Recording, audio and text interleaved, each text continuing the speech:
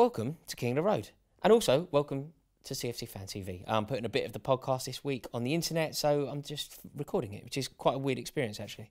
I'm joined by the one and only Ben Rebuck. Ben, thank you so much for coming on. I've been trying to get Ben on this podcast for such a long time, and he's finally agreed. So thank you very much for that. Thanks for paying me all that money. Yeah, that's certainly how this works. I think the only place we can start, Ben, is Chelsea Football Club. We had a very good result on the weekend. When I say a very good result, we managed to turn it around and avoid a complete disaster. I think it was the first time I read since 2002 on the opening day of the season when we were 2-0 down to Charlton and we won 3-0. I remember that. Cotton Cole scored. Yeah, it was the first time in the Premier League that we've come back from 2 goals down since 2002. Really? I was at that game at Charlton. I can remember that really clearly. Someone tweeted it. It must be true. Yeah. If it's on Twitter, that's how it works. Definitely, 100%. Yeah, that's how it works. So which was nice. So that's the first time.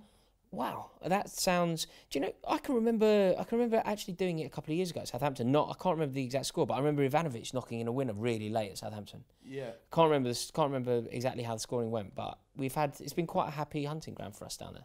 I think St Mary's has always been a good place for us. I don't think we've lost there more than once or twice. No, I went to our first ever game there. I can remember that. Frank Lampard scored. We drew 1-1. It can't have been at St Mary's though. No, yeah, at St Mary's. Your first ever football game? No, the first ever. Oh, yeah, no, I was there as well. The first ever game at St Mary's. Yeah, I was gonna say you're a bit old. Yeah, no, I didn't find football in like 2003. Yeah. You know, when would that have been? Like most Chelsea fans. Yeah, exactly. Exactly. Yeah, I was also at the game actually. Were you? A friend of my dad's had tickets in the Southampton end, and we did like a day trip there. I remember it was a really sunny day. That's right. Drove down. Yeah. We won, but we couldn't celebrate. That's right. Yeah. Always Weird, isn't it? Being an away fan in a home end is quite a terrifying experience. Do you know where I was? Go on. White Hart Lane, 6-1. So was I. December 9th, Mate, home end. so was I. Do you know, that's so weird. That was my one sort of experience of doing it. I can remember it again so clearly. My friend, at the time I was going to football with my stepdad. Okay. And his best mate, he's a cab driver, and his best mate, his son played for Tottenham at the time. Okay. So we used to get these tickets, and I remember I've still got the sub, and it was issued. I think at the time he must have been like a coach at Tottenham. The tickets were issued courtesy of John Moncur. Okay. And I've still got that stub, and we were in the shelf, sort of. I can remember exactly where we were sitting for that 6-1 game. I was at Mill Hill School at the time, and we did Saturday school. I had to kind of get out early, get to the game, and get back. Yeah. It was a real rush. So where were you that day? You know what? You must have been young. I was 6, yeah. Right. I don't know who in their right mind takes a 6-year-old. So who took you? Sit. My dad. Right. I don't know where he got the tickets from. He thought it'd be a good idea. It was, I think, my first away game. Pretty memorable. Look, as a 6-year-old, there's only certain things you really remember. Yes, of course, yeah. Because you know what? The thing that stands out in my head the most? The yellow socks. Yes. I just remember the yellow socks. Yeah, they were so different at the time. And I remember going back and saying to my mum, I want to get some yellow football socks and being really excited about it. I actually painted my room. I didn't paint it, but it was yellow. I asked for yellow and blue stripes like we had on the away. Oh, really? Did you get it? I got a yellow room with blue skirting boards. It was horrible. I quite like it. No, it was too much. It really, it looked like some sort of Indian restaurant. It wasn't very nice. It was Right, very, I see. Very flamboyant, very bright, Okay. very colourful. See, the thing is, you're using these words and you're trying to put sort of negative connotations on it.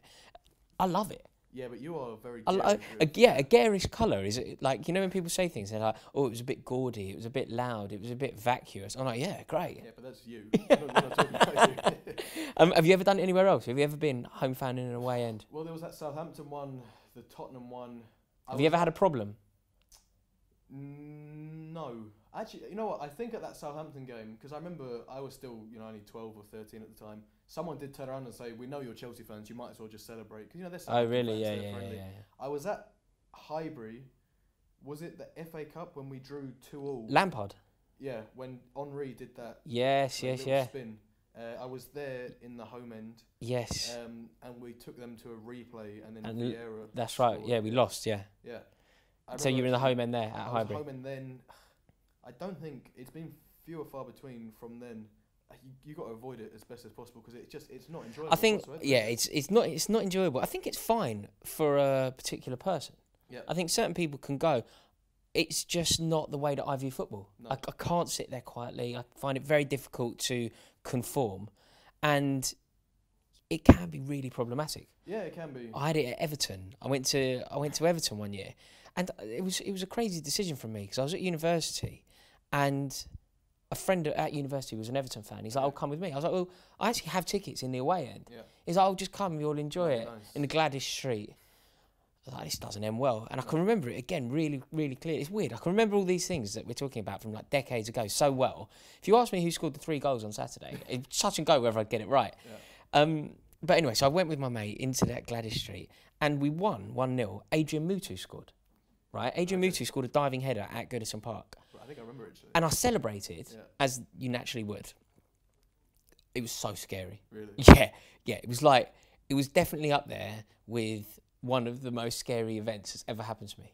Like, there was so much potential. The reason I think I got away with it is firstly because I was like so apologetic, but also because I kind of look young anyway. But when I think I was probably about 18 when this happened.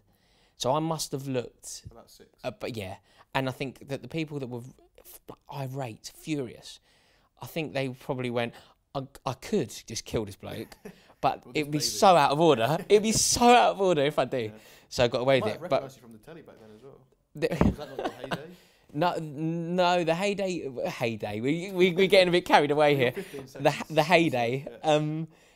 No, that came slightly later. That came about 5 or 6 years later. The heyday.